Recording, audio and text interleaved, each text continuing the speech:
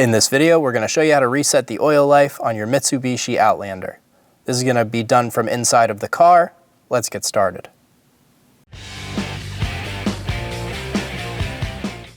We're going to put the vehicle in the off state. So make sure the car is off. Now we're going to click our info button until we see our wrench. Now we're going to press and hold the info button until our wrench starts blinking. Then we're going to press it one more time. It'll ask us to clear. And your oil life is reset.